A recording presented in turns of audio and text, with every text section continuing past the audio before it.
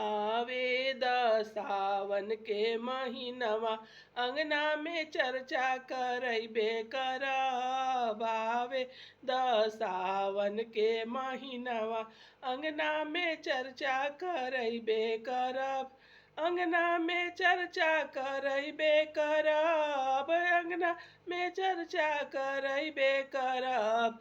आवे सावन के महीनवा अंगना में चर्चा करैबे करब।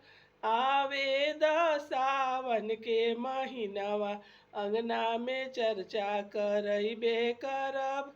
जलवा मंगाइब फुलवा मंगाइब। जलवा मंगाइब फुलवा मंगाइब। फुलवा के हरवा चढ़ैबे करब। आवे सावन के महीनवा अंगना में चर्चा करैबे करब।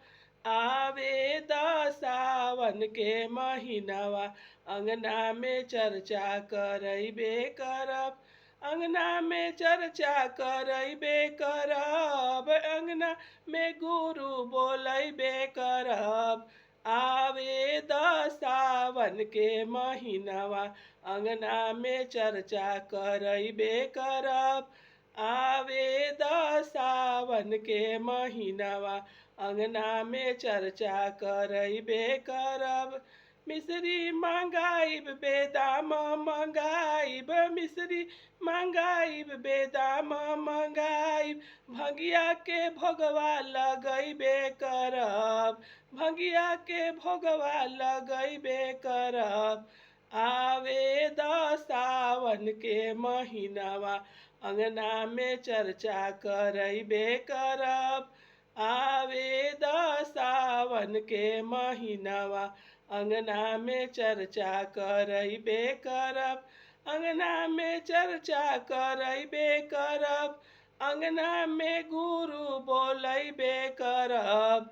आवे सावन के महीनवा अंगना में चर्चा करैबे करब।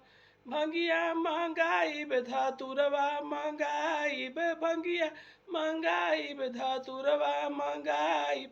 भंगिया के भोगवा लगैबे करब। आवे सावन के महीनवा अंगना में चर्चा करैबे करब।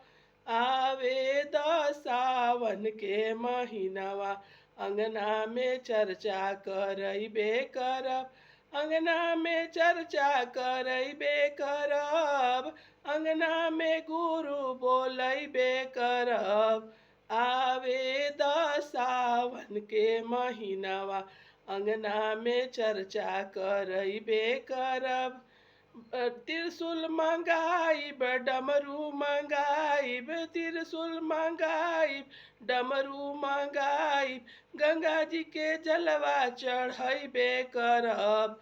आवे सावन के महीनवा अंगना में चर्चा करैबे करब।